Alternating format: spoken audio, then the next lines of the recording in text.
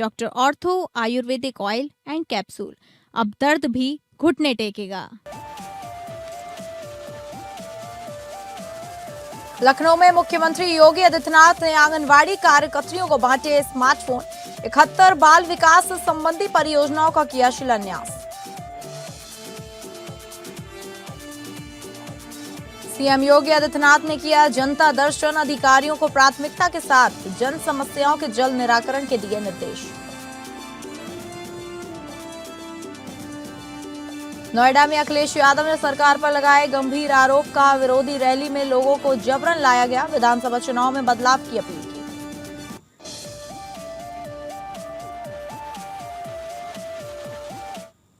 नमस्कार, हिसाब किताब के इस खास शो में मैं हूं डॉक्टर प्रसून। बीजेपी के दिग्गज नेता निशिकांत दुबे उड़ीसा के पूर्व मुख्यमंत्री बीजू पटनायक को अमेरिकी सरकार, अमेरिकी खुफिया एजेंसी CIA और नेहरू के बीच का बिचौलिया करार दिया, जिसके बाद बीजू जनता दल के सांसद सम्मित पात्रा ने बीजेपी पर उड़ीसा की संस्कृति और सभ्यता का मजाक उड़ाने का आरोप लगाते हुए निशिकांत दुबे की अध्यक्षता वाली संसदीय IT पैनल से इस्तीफा दे दिया। तो आज हम चर्चा करेंगे, क्या बीजू पटनायक CIA के एजेंट थे, क्या वह डबल एजेंट थे। तो आपको बता दें कि बीजेपी के दिग्गज नेता निशिकांत दुबे ने 27 मार्च को पत्रकारों से बात करते हुए दावा किया था कि नेहरू ने 1962 में भारत और चीन के बीच युद्ध को अमेरिकी पैसे और CIA एजेंटों की मदद से लड़ा था। निशिकांत दुबे ने दावा किया कि उड़ीसा के तत्कालीन मुख्यमंत्री बीजू पटनायक की अमेरिकी सरकार CIA और नेहरू के बीच की कड़ी थी। दुबे ने दावा किया कि नेहरू ने अधिकारियों से कहा था कि सरकार ने पटनायक को अमेरिका के मामलों में महत्वपूर्ण काम करने के लिए भेजा और वह रक्षा मामलों पर चर्चा कर रहे हैं। द कंटोनमेंट कॉन्स्पिरेसी किताब का संदर्भ देते हुए निशिकांत दुबे ने यह दावा किया। यह पुस्तक MM नारवणे ने लिखा है, जो भारतीय सेना के जनरल रह चुके हैं, सेनाध्यक्ष रह चुके हैं। निशिकांत दुबे ने अपने दावों के समर्थन में अक्सर उन ऐतिहासिक दस्तावेजों और किताबों का जिक्र किया जो 1960 के दशक के भारत चीन युद्ध और उसके बाद के घटनाक्रमों पर आधारित है। 1962 का युद्ध और आर्कांजेल का जिक्र करते हुए निशिकांत दुबे ने कहा कि 1962 के भारत चीन युद्ध के दौरान भारत को खुफिया जानकारी और सैन्य रसद की सख्त जरूरत थी। निशिकांत दुबे दावा करते हैं कि नेहरू ने बीजू पटनायक को विशेष दूत के तौर पर अमेरिका भेजा ताकि CIA के साथ समन्वय बैठाया जा सके। इस्टेब्लिशमेंट 22 यानी भारत की गुप्त सैन्य इकाई स्पेशल फ्रंटियर फोर्स के गठन में बीजू पटनायक की भूमिका को भी CIA के साथ उनके कड़ी के रूप में पेश किया गया।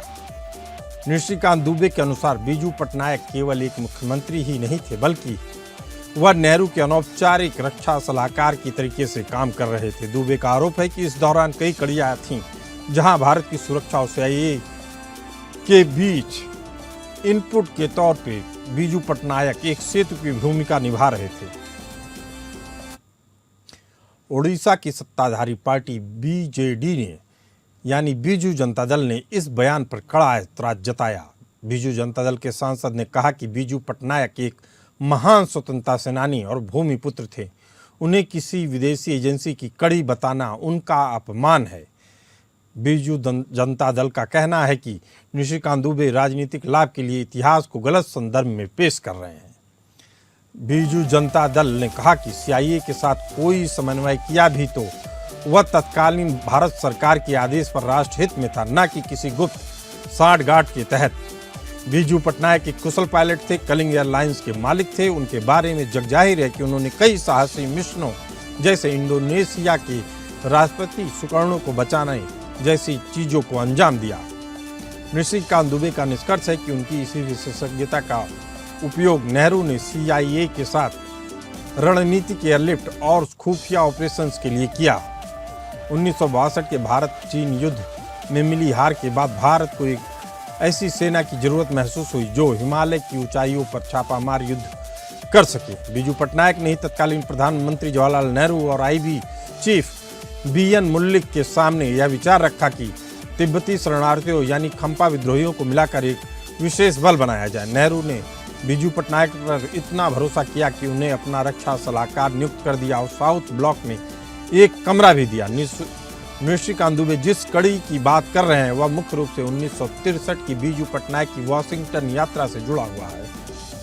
मार्च 1963 में नेहरू ने बीजू पटनायक को अमेरिका भेजा। वहां CIA के अधिकारियों और अमेरिकी रक्षा विभाग के साथ गुप्त बैठकें की। इसी यात्रा के बाद CIA ने एस्टेब्लिशमेंट 22 के लिए हथियार, आधुनिक उपकरण और पैराशूट ट्रेनिंग देने के लिए सहमत जताई। बीजू पटनायक ने ही सुनिश्चित किया कि अमेरिकी मदद बिना किसी सार्वजनिक शोर शराबे के भारत पहुंचे।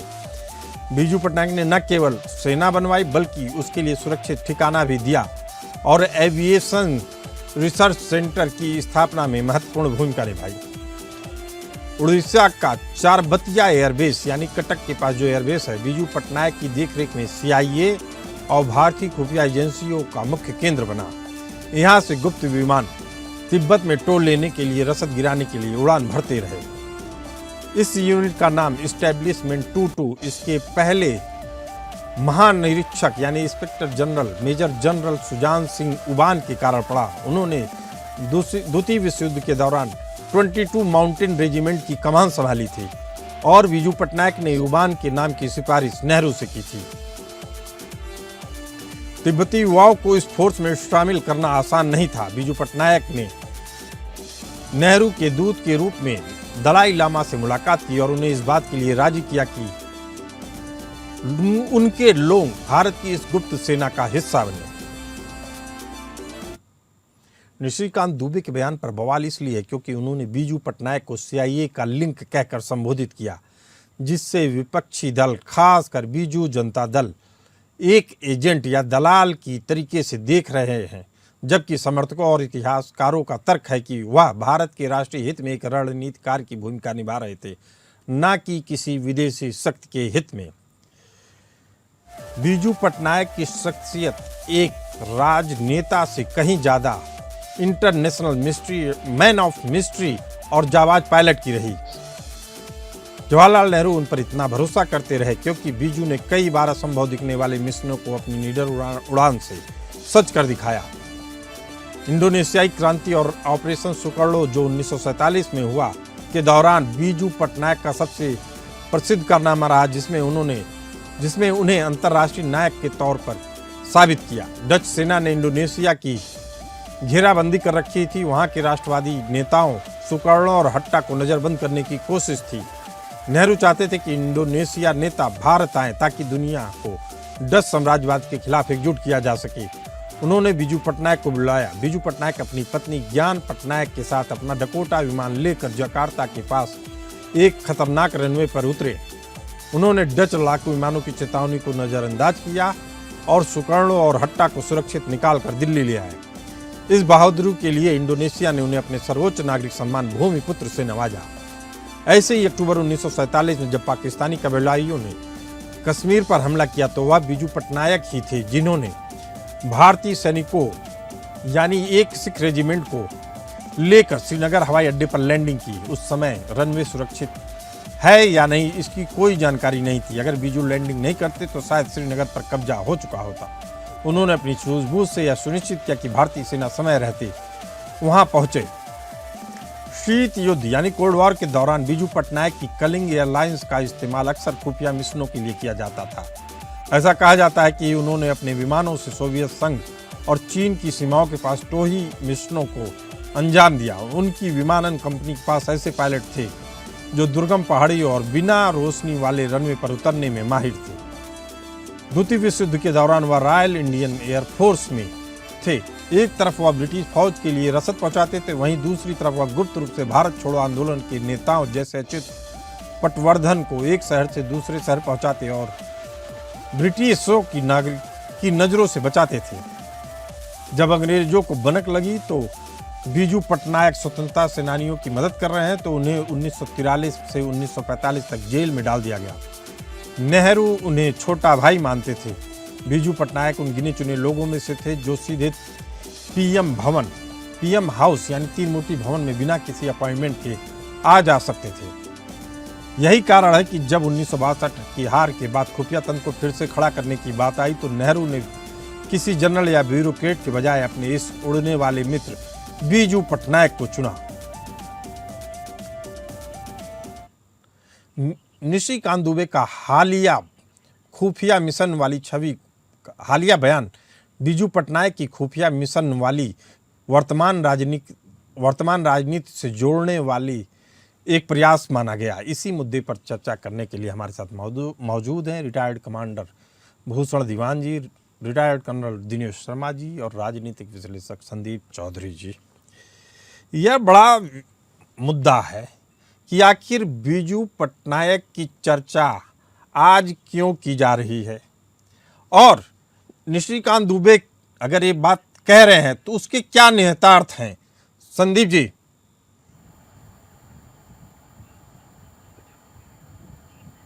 संदीप जी, आपको हमारी आवाज आ रही है? हाँ, मैं सुन पा रहा हूँ आपको। मैं पूछ निशिकांत दुबे जी ने जगह ले ली है गिरिराज सिंह जी। गिरिराज सिंह इस तरीके के बयानों के लिए जाने जाते थे, लेकिन पिछले कुछ समय से उन पर लगाम लगी हुई है। ये नई नई चीजें खड़ी करते रहते हैं। अगर आप निशिकांत दुबे को स्टडी करेंगे या इनकी बातों पर जाएंगे तो सबसे पहले देश के गद्दार ये महात्मा गांधी को साबित कर देंगे, दूसरे गद्दार पंडित नेहरू को साबित कर देंगे, तीसरे गद्दार इंदिरा गांधी को साबित कर देंगे। जितने स्वतंत्रता सेनानी थे उनमें से अगर एक दो का नाम मोदी जी ने ले दिया होगा कि भाई सरदार पटेल ठीक थे, उनको तो ये ठीक मानेंगे। बाकी सबको, चाहे वो लोकदल में चले गए, चाहे वो बीजेडी में चले गए, चाहे वो समाजवादी पार्टी से जुड़ गए, चाहे वो टीएमसी से जुड़ गए, वो सब देश के गद्दार हो जाएंगे। तो मैं नहीं मानता कि निशिकांत दुबे जी जैसे आदमी को बहुत सीरियस लेने की जरूरत है। नहीं, निशिकांत दुबे जी को इसलिए सीरियस लेने की जरूरत है संदीप चौधरी जी। मैं आपको एक बहुत इंपॉर्टेंट पॉइंट बताने जा रहा हूँ। वो ये है कि निशिकांत दुबे जी के बैकग्राउंड को जानना बहुत जरूरी है। निशिकांत दुबे जी के जो परदादा जी थे वो कट्टर कांग्रेसी थे और पंडित नेहरू के जो दल था उसमें उन्होंने बहुत प्रमुखता से भागीदारी निभाई है। और मैं भी आपको एक चौंकाने वाला तथ्य बताता हूँ संदीप चौधरी जी, आप भी चौंकेंगे कि जिस दल की बात कर रहे हैं कांग्रेस की, उसी दल की नेता इंदिरा गांधी ने इसलिए उनसे नाराजगी जताई बीजू पटनायक से, चूंकि वह उनके विपक्ष में जो कॉमरेड वाली गुट था उसमें जाकर उन्होंने इंदिरा गांधी का विरोध किया। इंदिरा गांधी ने इस बात को कभी नहीं भूला और उसके कारण बीजू पटनायक को भले ही इंडोनेशिया ने सम्मान दिया हो, किसी और देश ने सम्मान दिया हो, लेकिन इंडिया में उनको वह सम्मान नहीं दिया गया। और जो किताबें आ रही हैं, जो अब चीजें खुल के आ रही हैं, उसकी प्रेरणा इंदिरा गांधी ही रही है। संदीप चौधरी जी, सीआईए एजेंट की कड़ी वाली बात भी इंदिरा जी ने ही फैलाई थी। जी देखिए, मैं आपको बहुत महत्वपूर्ण बात ये बताना चाहता हूँ कि भारतीय राजनीति में किसी भी व्यक्ति को नेता बनाने वाली जनता होती है। और उड़ीसा की जनता ने जितने लंबे समय तक बीजू जनता दल को या कहिए बीजू पटनायक जी को मौका दिया और उनके बेटे को मौका दिया नवीन पटनायक को, उन्होंने आज तक इतना किसी को प्यार नहीं दिया, इतना सम्मान नहीं दिया। और मैं उड़ीसा बेहद अहम बात आप कह रहे हैं कि बीजू पटनायक की निष्ठा पर शक नहीं किया जा सकता है। लेकिन कमांडर भूषण दीवान जी, आपसे यह जानना चाहेंगे द कंटोनमेंट कॉन्स्पिरेसी जो नरवणे जी ने लिखी है, उन्होंने बीजू पटनायक को स्पेशल एनवाय सीआईए लिंक बताया है। अब सवाल ये उठता है कि यह जानकारी भारत की सेना के लिए कैसे महत्वपूर्ण है, भारत के इतिहास में क्या सतर्कता बरतनी चाहिए जिसके कारण से यह घटना उद्धृत की गई है, यह समझना चाहते हैं हमारे दर्शक भी और मैं भी। जी सोन जी, धन्यवाद। ये सीधा पॉलिटिकल मोटिव है। जो काम बीजेपी ने किया है, मेरी समझ में पंजाब में अकाली दल को खत्म करने का धीरे धीरे और पूरी तरह सफल नहीं हो पाए, जो काम केरला में कर रही है बीजेपी, जो काम ये हर पॉलिटिकल पार्टी करती, जो काम तमिलनाडु में कर रही है, अभी ये 15-20 साल से बीजेडी इकट्ठे करते हैं।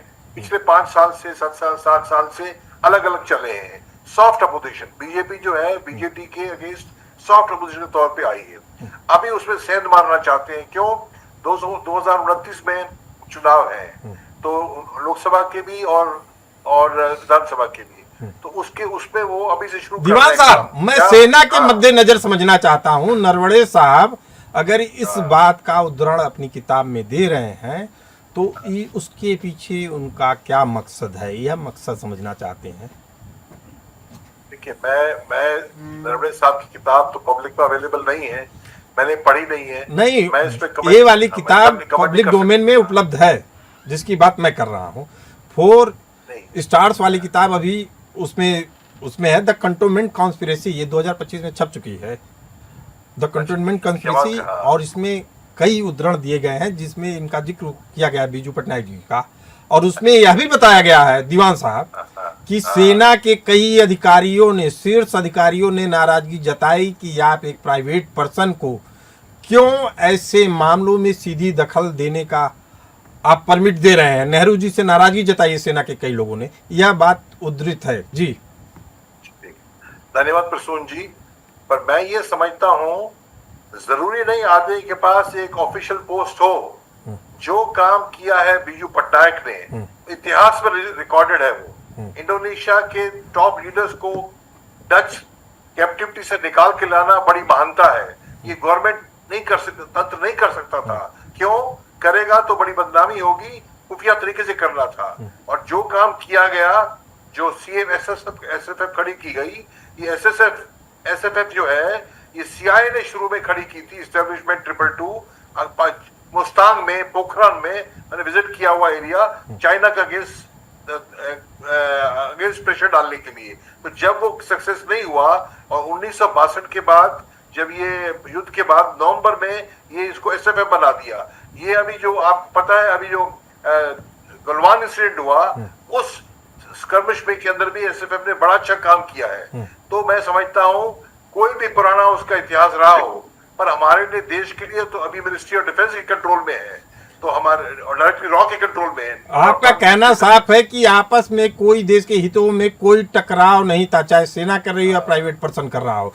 कर्नल दिनेश शर्मा जी, आपसे समझना चाहेंगे कि आखिर इस्टेब्लिशमेंट 22 या जिसको SFF कह रहे हैं, आखिर उसको गुप्त रखने की जरूरत क्या पड़ी और दशकों तक क्यों गुप्त रखा गया, और क्या ये ऑर्गेनाइजेशन अभी भी भारत में काम कर रही है? जी डॉक्टर साहब, आपके सवाल का जवाब देने से पहले मैं कुछ अपना विचार रखना चाहता हूं। जी जी। देखिए साहब, आज की तारीख के अंदर आप अगर इतिहास के अंदर जिसने जो डिसीजन लिए हैं, अगर आप उनका पोस्टमार्टम करने लगेंगे तो आपको दुनिया भर के उसके अंदर कमियां नजर आएंगी। लेकिन हमें ये भी नहीं भूलना चाहिए कि उस व्यक्ति ने, जब उस ऑर्गेनाइजेशन ने उस समय जो डिसीजन लिए थे, वो डिसीजन जो है हमारे देश या हमारे देश के हित के अंदर बहुत बढ़िया कोर्स ऑफ एक्शन होगा। अब बात करते हैं, आपने बात की SFF के बारे में, उसके बारे में मैं ज्यादा बातचीत, मुझे ज्यादा ज्ञान नहीं है, लेकिन मैं ये कहना चाहता हूं कि अगर किसी देश, ये हर एक देश का अधिकार है कि अपनी सुरक्षा से जुड़े हुए मुद्दों Dinesh Sharma ji, special frontier force की बात कर रहा हूं, ये बनाया गया था चाइना को और तिब्बत को एक तरीके से अलग करने के हिसाब से, और वहां एक पावर फैक्टर डाला गया ताकि चाइना अपनी मनमानी न कर पाए तिब्बत में, जिसको सहयोग दिया भारतीय सेना ने और CIA ने। सवाल बस इतना था कि क्या बीजू पटनायक ने इस मदद के बदले कोई निजी मदद ली, यह बड़ा सवाल है। वह भी तब जब बीजेपी के दिग्गज नेता निशिकांत दुबे ने उन्हें CIA का लिंक करार दिया, भारतीय सेना और CIA के बीच का लिंक करार दिया है, जिस पे विवाद उठ रहा है। बीजू जनता दल ने कड़ा ऐतराज जताया है।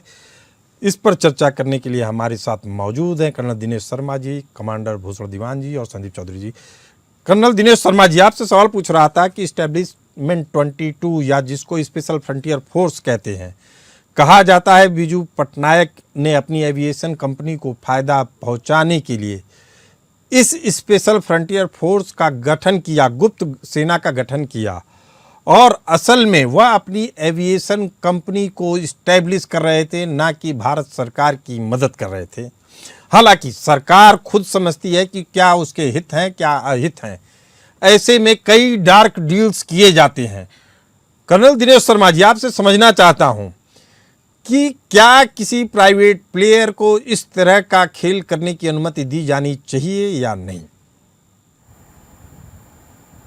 देखिए, जब हम बात कर रहे हैं बीजू पटनायक साहब के कंट्रीब्यूशन की इस देश की सुरक्षा और इस देश के इंडस्ट्रियल डेवलपमेंट के लिए, तो हमारे पास कोई ऐसा सफिशिएंट जहां डॉक्यूमेंट्री एविडेंस नहीं है कि उन्होंने एसएफएफ को रेज करने की एवज के अंदर अपनी एविएशन कंपनी को जो है उनको किसी प्रकार का जो है दिनेश शर्मा जी, यह बात खुलकर आ चुकी है पब्लिक डोमेन में कि उन्होंने कई बार रसिया के खिलाफ या चाइना के खिलाफ कई ऐसे मुहिमों को अंजाम दिया अपने एविएशन जहाज़ों के जरिए।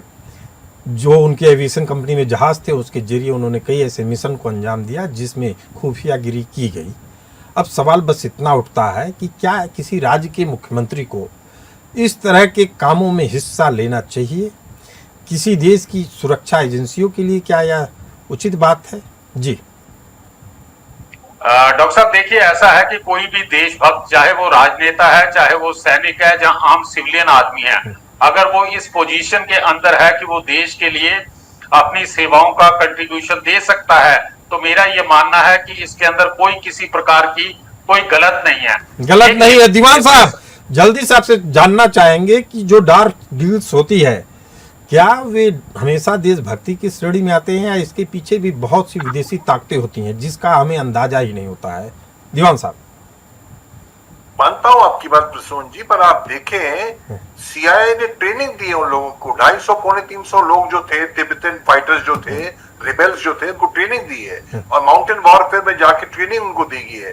अगर वो डिसबैंड हो गए हैं तो हमारे काम में आ रहे हैं। उन्होंने अभी रिजांगला में 2020 और 22 के बीच जब गलवान हुआ था उस टाइम हमारा काम किया उन्होंने। और डिसबैंड होने के बाद, वो कब की बात है, 14 नवंबर 1962 जो जवाहरलाल नेहरू का जन्मदिन था, आज उसको 60 साल 62 साल हो गए हैं। तो मैं समझता हूं, वैसे तो देखिए आप हमारी राजपूताना राइफल्स हैं, गुरखा राइफल्स हैं, ये अंग्रेजों के लिए लड़े भाई, अंग्रेजों के लिए लड़े हैं, तो क्या उनको हमेशा हम शक की नजर देखते रहेंगे? अब तो भारतीय सेना के अंग है, भारत देश के अंग है। इस हिसाब से उस टाइम बनाया गया, 3 साल 4 साल रहे वो, 1960 से 62 तक 2-3 साल रहे।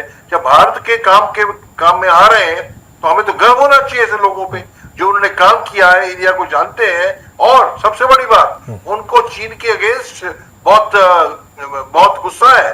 उन्होंने चीन तिब्बत को मुक्त कराना है, हमें करा नहीं पाए वो। कराने पाए, यानी बीजू पटनायक की मंशा पर शक करना बेमानी है। संदीप चौधरी जी, आपसे जानना चाहेंगे, कामराज गुट में जाने के कारण बीजू पटनायक को कांग्रेस ने नजरअंदाज कर दिया था लंबे समय के लिए। काफी लंबा समय हो गया, उनको वो सम्मान नहीं मिला, न पद्म विभूषण मिला, न भारत रत्न मिला, जबकि नवीन पटनायक इसकी मांग करते रहे जो 20 साल तक मुख्यमंत्री रहे, लेकिन उनकी पहचान को नजरअंदाज किया गया। संदीप चौधरी जी, इसे भारतीय राजनीति की चूक कहेंगे या राजनीतिक रूप से उनकी मंशा पर शक कहेंगे? संदीप चौधरी जी।